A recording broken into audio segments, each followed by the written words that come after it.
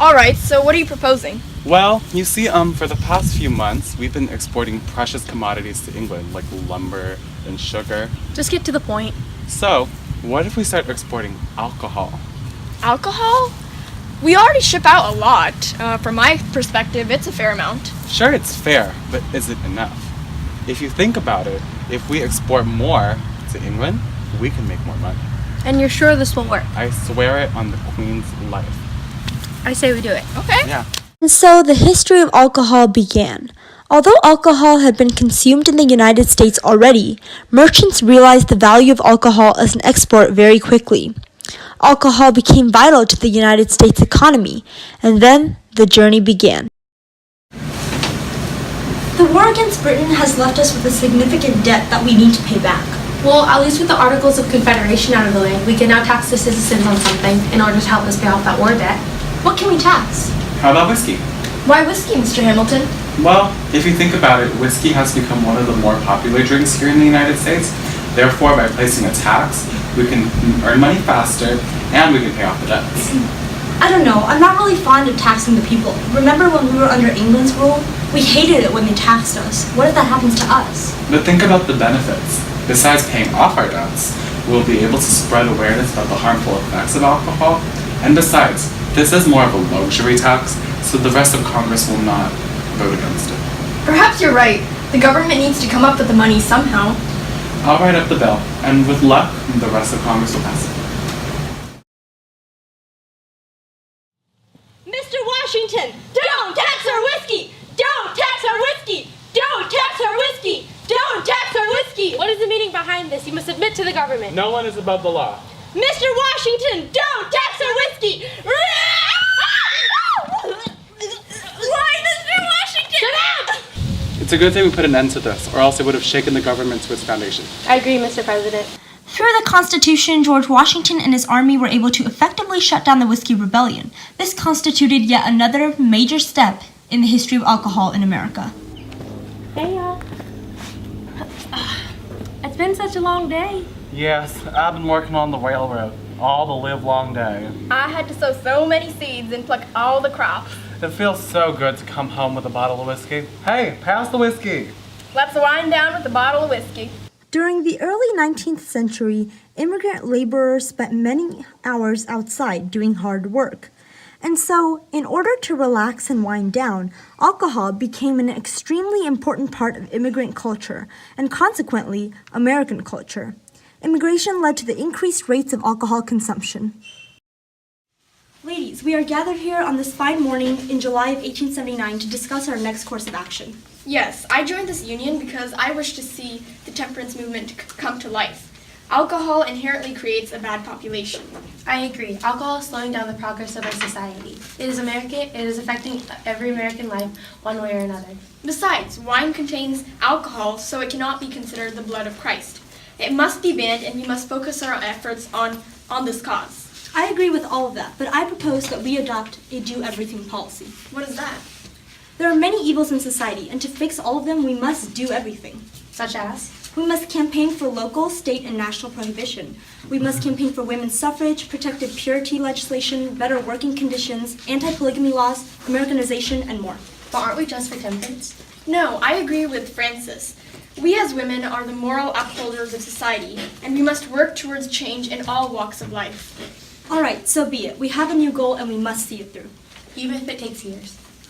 The Women's Christian Temperance Union grew to become the biggest force for the temperance movement during the 19th century and would continue to influence throughout into the 20th century. Besides eventually causing the ratification for prohibition, the union promoted the fight for women's suffrage and service by allowing women to advance their interests in the public sphere. Money spent for booze cannot buy shoes. Money spent for booze cannot buy shoes. Lips that touch liquor shall not touch ours. Lips that touch liquor shall not touch ours. Beware the drunkard's Bible. Beware the drunkard's Bible. Ladies, what is this? This unfriendly behavior does not behoove you. Make haste to return to your homes now. Mrs. Smith, we are exercising our First Amendment rights. We are citizens after all. Mrs. Smith, don't you see? We have to go home and endure the horror of the drunken man at home every single day. Be it our father, our brother, our sons, or even our husbands. But what will society think of us? It's about time we stop worrying what society thinks of us and society starts fearing what we think of it. Perhaps you're right. It is a known fact that women are more virtuous than men. And it is also up to us to raise a more virtuous society. And it's obvious now that we have failed. But it's up to us to make it right. We must be united in our crusade against alcohol. Please, Mrs. Smith, you must join us. Gladly.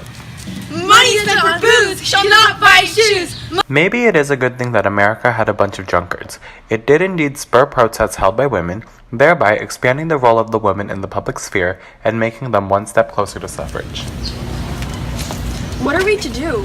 Perhaps we could try reasoning with the government. It is about our faith after all. No. These women will just rebuttal with their wails and cries about how alcohol is the elixir of evil or whatever the hell they call it. But the blood of Christ is not evil. It's a gift that brings us closer to Him. Then we must have them understand that. It is not a simple pleasure they are abolishing, but a crucial aspect of Catholicism and the way that we worship. But how? I don't know yet, but I know that our faith and the faith of others will help us surpass this test that Lord has put upon us. I guess so. Shall we end in a prayer? I will lead us in our prayer now, as well as our opposition then.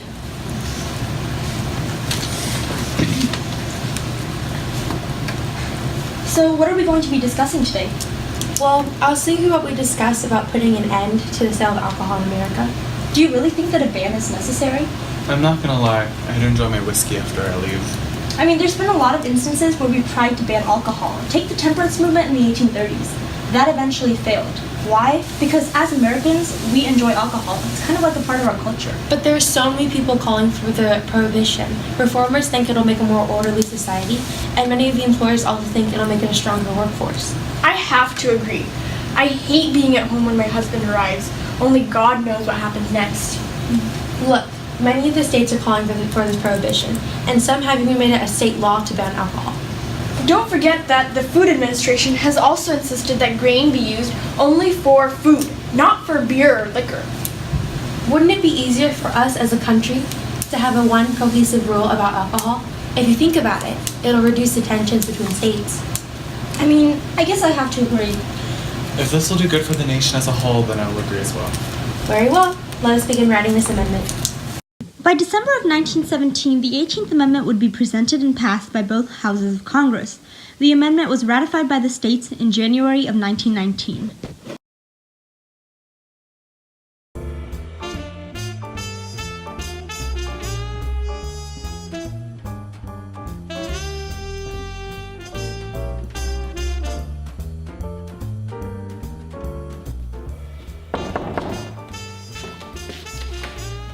What's the password? Repeal, Wilson. Come on in.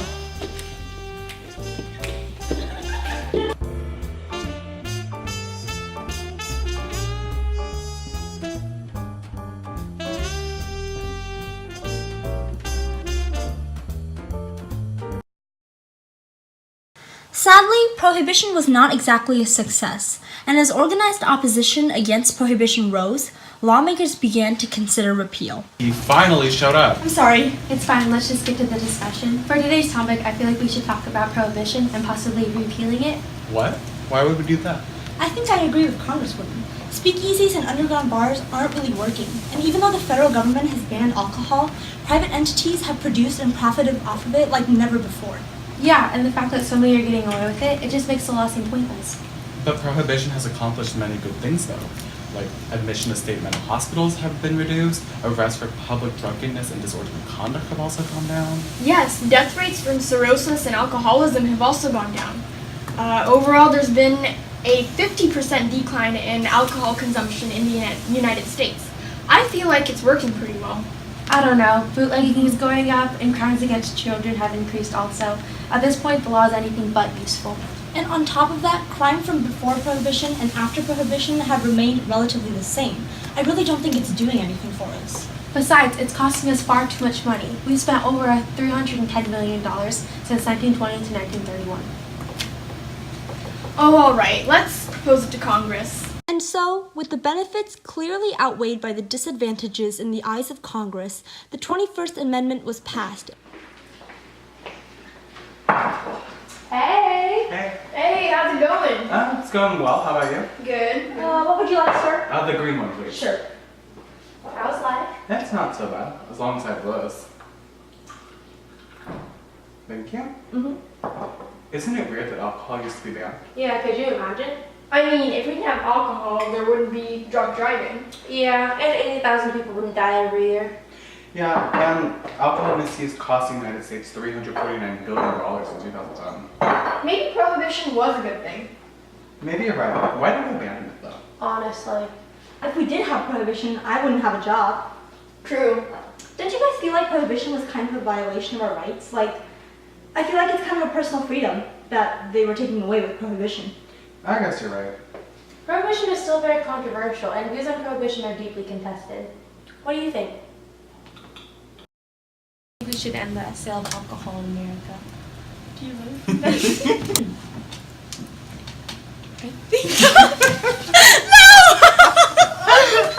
Hi. Hey, how's it going? Not so much. No, because I say that a lot. Driving. Yeah,